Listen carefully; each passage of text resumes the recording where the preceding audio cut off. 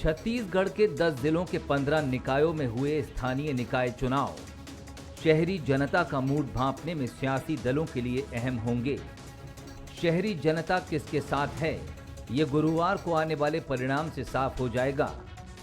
2023 के पहले हो रहे इन चुनावों में कांग्रेस और बीजेपी ने पूरी ताकत झोंक दी है।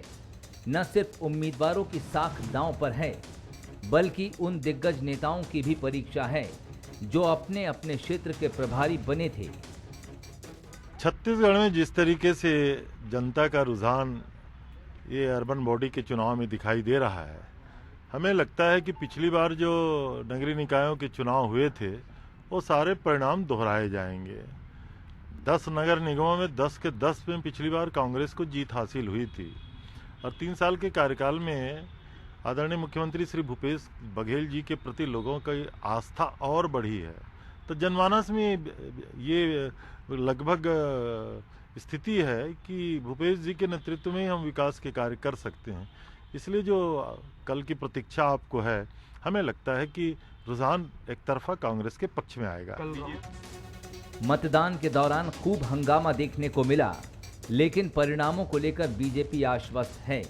उसका दावा है कि जनता ने सरकार के 3 साल के कामकाज को देखकर वोट किया है और परिणाम बीजेपी के पक्ष में आएंगे। जनता का जो रुझान था वो तो सरकार के खिलाफ था, बीजेपी के पक्ष में था, परंतु क्योंकि ये चुनाव कांग्रेस ने डर के ही महापौर का चुनाव सीधा नहीं करवाया, इनडायरेक्ट करवाया है अध्यक्ष महापौर का चुनाव, इसलिए इंडिविजुअल आधार पर भी वोटिंग इसमें स्थानीय चुनाव में बहुत ज़्यादा होती है, क्योंकि छोटा चुनाव है। हम इस बात की उम्मीद करते हैं उसके बाद भी अधिकांश स्थानों पर भारतीय जनता पार्टी जीत कर आएगी। विधानसभा चुनाव को अभी 2 साल बाकी हैं, लेकिन निकाय चुनाव में जीत विजेता के लिए बूस्टर डोज साबित होने वाला है। तभी बड़े दिग्गज नेता भी मैदान में खूब पसीना बहाते दिखे। 23 दिसंबर को आने वाले नतीजे ये बताएंगे कि कौन किस पर भारी पड़ता है। मोहन तिवारी, बंसल न्यूज, रायपुर। नमस्कार, स्वागत है आपका। मैं हूं अभिषेक शुक्ल। किसकी जीत किसकी हार, कल का दिन ये तय कर देगा और साथ ही तय हो जाएगी कई जनप्रतिनिधियों की किस्मत, कई उम्मीदवारों की किस्मत कि आगे उनका भविष्य क्या होना है, जनता ने किस पे मुहर लगाई है और किसे रिजेक्ट किया है। लेकिन सिर्फ जनप्रतिनिधियों की नहीं, बल्कि कई दिग्गज नेताओं की भी प्रतिष्ठा दांव पर है, क्योंकि कई बड़े लोगों को प्रभारी के तौर पर उतारा गया था, जिम्मेदारी सौंपी गई थी और कहा गया था आप चुनाव जिता कर लाइए। तो प्रतिष्ठा उनकी भी दांव पर है और भी बहुत कुछ दांव पर है छत्तीसगढ़ में, क्योंकि इस चुनाव के बाद, इन नतीजों के बाद सीधे 2023 में विधानसभा चुनाव होंगे और उन चुनावों के नतीजे ही आएंगे या ये चुनाव होंगे। तो उससे पहले एक तरीके से सत्ता का सेमीफाइनल भी इसे आप कह सकते हैं। चर्चा आज इसी पर होगी कि आखिरकार इन परिणामों का असर कितनी दूर तक होगा, क्या छत्तीसगढ़ की सियासत में कोई इसका फर्क पड़ेगा। चर्चा करेंगे। खास मेहमान हमारे साथ हैं। हमारे साथ सुरेंद्र वर्मा जी हैं, कांग्रेस से बहुत स्वागत। भाजपा से उमेश घोरमोड़ी जी हैं, बहुत स्वागत करता हूं। वरिष्ठ पत्रकार ईवी मुरली जी हमारे साथ हैं, बहुत स्वागत है। सुरेंद्र जी, नतीजे कल आएंगे, सरकार के भी आपके 3 साल पूरे हो चुके, क्या असर पड़ेगा? क्या छत्तीसगढ़ की सियासत पे कुछ इसके असर देखने को मिलेंगे? नेताओं की प्रतिष्ठा पर कुछ असर देखने को मिलेगा? हालांकि जीत का दावा आप लोगों ने पिछली बार की तरह किया है, लेकिन आप किस तरीके से देखते हैं, क्या जो भी नतीजे होंगे कुछ असर किसी भी तरीके का छत्तीसगढ़ की सियासत पर? अभिषेक जी, लोकतंत्र में जनता का निर्णय सर्वोपरि है। कल दूध का दूध, पानी का पानी हो जाएगा। जिस प्रकार से विगत 3 वर्षों में जितने भी चुनाव हुए, 27 जिलों में जिला पंचायत के चुनाव हुए, उसमें 20 में कांग्रेस के अध्यक्ष निर्वाचित हुए। जो 10 बड़े नगर निगम है उसमें 10 में 10 में कांग्रेस को सफलता मिली। और उसी प्रकार से जो ये 15 नगरीय निकाय हैं उसमें रिसाली को छोड़ दिया जाए तो 14 पहले भी थे और पूर्ववर्ती रमन सिंह जी मुख्यमंत्री थे और उनके कार्यकाल में जब चुनाव हुआ था, पिछला चुनाव, उस समय भी कांग्रेस को बहुमत मिली थी। 8 में कांग्रेस और 6 में भारतीय जनता पार्टी जीती थी। विगत 3 वर्षों में जो हमने अपने वादों पर अमल किया, जो शहरी जनता खासकर परेशान थी, उन विषयों का जो समाधान हुआ है, तो निश्चित रूप से हमें पूरी उम्मीद है कि कांग्रेस को वही समर्थन मिलेगा। एक मूल बात मैं कहना चाहूंगा अभिषेक जी, कांग्रेस और भारतीय जनता पार्टी में इस चुनाव के माध्यम से भारतीय जनता पार्टी का जो अधिनायकवाद है वो पूरी तरह से बेनकाब हुआ है। जिस प्रकार से जो घटनाएं घटी, जो प्रत्याशी चयन में भारतीय जनता पार्टी के कार्यकर्ताओं की उपेक्षा हुई और जो विद्रोह और जिस विरोध का हमने वीडियो देखा और जो प्रभारी भी बनाए गए, तमाम जो 10 जिले में जो चुनाव हुए नगरीय निकाय के, उसमें भारतीय जनता पार्टी में सभी जिलों में बाहरी नेता हैं उनको प्रभार दिया गया और उसी प्रकार से छत्तीसगढ़ के नेताओं को छोड़कर इनके जो राष्ट्रीय संगठन प्रभारी नितिन नवीन जी को वार्ड के चुनाव में, जो कार्यकर्ताओं का चुनाव होता है, छोटे स्तर का चुनाव होता है, उसमें गली गली में घूमना पड़ा। तो ये भारतीय जनता पार्टी की टिप्पणी लेता हूँ इस पर। उमेश जी, रिजल्ट कर आ रहा है, आप लोग विपक्ष में हैं, क्या आप लोगों पर कुछ असर पड़ेगा? क्योंकि 3 साल में क्या कुछ आप लोगों ने कितनी खाई को पाटा है, क्या वो भी दिखेगा इसमें? देखिए, मुझको लगता है कि यह सीधा असर भूपेश बघेल जी और उनके फेल होते छत्तीसगढ़ मॉडल पर असर पड़ने वाला है। जिस प्रकार से लगातार वो भूपेश बघेल जी अपना छत्तीसगढ़ मॉडल, जो कि निकाय क्षेत्रों के परिणाम के साथ पूर्ण रूप से फेल साबित हो जाएगा, जिस प्रकार से निकाय क्षेत्रों के अंदर में वादा खिलाफी या तमाम तरह के जो विषय रहे हैं, जो नगरीय निकाय क्षेत्र, पंचायत क्षेत्र, नगर पालिका क्षेत्र के अंदर जनता के पैमाने पे ये बीते 3 वर्षों की विफलता के साथ फेल होते हुए दिखे हैं, निश्चित तौर पे जनता ने उसको आधार मान करके और बीते 15 वर्षों के अंदर में डॉक्टर रमन सिंह के समय के जो विकास के कार्य थे, उन दोनों का तुलनात्मक अध्ययन कर निश्चित तौर पे इस प्रदेश की महान जनता ने इस विपरीत परिस्थिति में जब जनता के अधिकारों का हनन करने का काम कांग्रेस पार्टी ने किया है, उसके बाद भी बढ़ चढ़ करके अपने मताधिकार, अपने लोकतांत्रिक अधिकार का प्रयोग किया है, तो निश्चित तौर पे यह साफ है कि कांग्रेस पार्टी का सुपरा निकाय चुनाव के अंदर में साफ होने वाला है। ये वही कांग्रेस पार्टी है जो छत्तीसगढ़ की जनता, जो कि पहले प्रत्यक्ष मतदान का जो अधिकार उनको प्राप्त था, उस मतदान के अधिकार को छीनने का काम करती है। और कहीं ना कहीं डरी हुई, सहमी हुई, भयभीत कांग्रेस इस बात का पूर्वाभास कर चुकी थी कि प्रत्यक्ष प्रणाली से अगर हम जाएंगे तो हमारे कृत्य ऐसे हैं, हमारी वादा खिलाफियां ऐसी हैं, हमने जो छत्तीसगढ़ की जनता को लूटा है, प्रधानमंत्री आवास योजना में डाका डाला है, पट्टा हमने नहीं दिया है, 2 कमरे का मकान हमने नहीं दिया, इन तमाम मुद्दों को कितने नजदीक से समझ पाती है और कितना मुहर लगाती है सामने आएगा। मुरली जी, रिजल्ट कल आएंगे और इसके बाद सीधा 2023 के चुनाव होने हैं। क्या आपको लगता है उससे पहले किस दल की कितनी तैयारियां हैं, कौन से नेता कितना प्रभावी है, ये आंकने का एक मौका होगा कल? मुझे नहीं लगता है कि 2023 की तैयारी होगी, एक रेफरेंडम होगा कोई भी पार्टी पे, मुझे ऐसा नहीं लगता।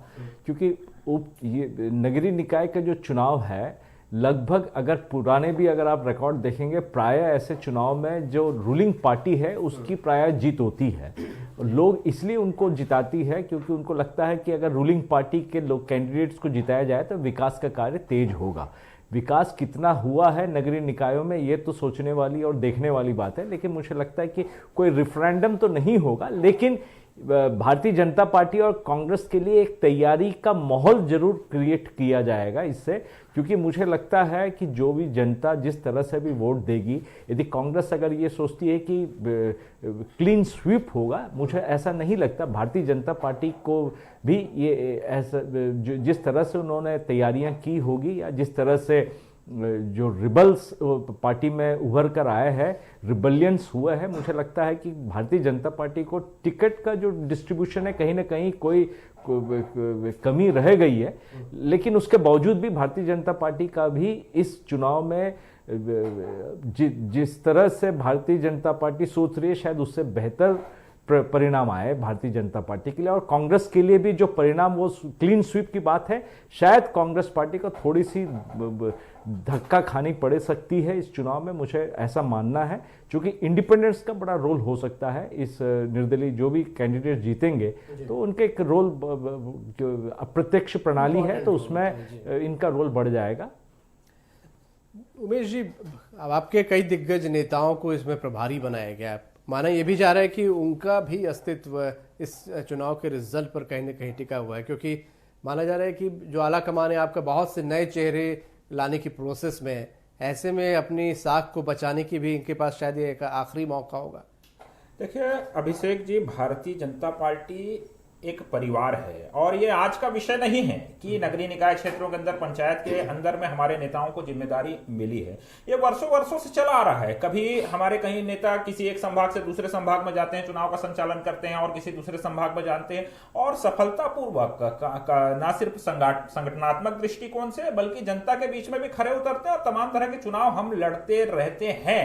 रह गई बात परिणाम की, तो निश्चित तौर पर तमाम नेता अपने अपने स्तर पर प्रयास करेंगे। जनता के बीच में जनता जनार्दन है और जिस प्रकार से आपने सवाल किया कि उनकी साख पर या तमाम तरह के विषय, देखिए इस प्रकार के विषय नहीं होते। निश्चित तौर पे परिणाम को लेकर के, चाहे परिणाम अच्छे हमारे पक्ष में आए या हमारे पक्ष में ना आए, उसको लेकर के निश्चित तौर पर आकलन होता है। मैं समझता हूं कि सभी राजनीतिक दलों के अंदर में यही पद्धति है और उसका आकलन होना भी चाहिए, लेकिन इसको लेकर के किसी की साख दांव पे है या इस प्रकार का कोई विषय है, ऐसा मुझको नहीं लगता है। तमाम कार्यकर्ता हमारे तमाम नेता हैं और चुनाव में हम लड़ने के लिए गए हैं और पूरे निष्ठा और ईमानदारी के साथ जो सत्ता बल है, जो बाहुबल है, जो धन बल है, उसके खिलाफ हम लड़ रहे हैं और पूरे दमखम के साथ लड़ रहे हैं और निश्चित तौर पे आने वाले समय के अंदर भाजपा का कहना है कि उनके नेताओं की प्रतिष्ठा का कोई सवाल ही नहीं है। आपको क्या लगता है, आपके कई मंत्रियों को प्रभार दिया गया है, क्या उनकी प्रतिष्ठा किसी तरह से दांव पर आप देखते हैं? छत्तीसगढ़ में भारतीय जनता पार्टी के नेताओं की तो प्रतिष्ठा की तो बात ही नहीं हो रही है, क्योंकि इनके दागी चेहरे जिस हिसाब से बेनकाब हुए हैं, उसके बाद तो छोटा चेहरा भी इनकी प्रभारी को स्वीकार्य नहीं है। आपको भी याद होगा डी पुरंदेश्वरी जी का बयान, जो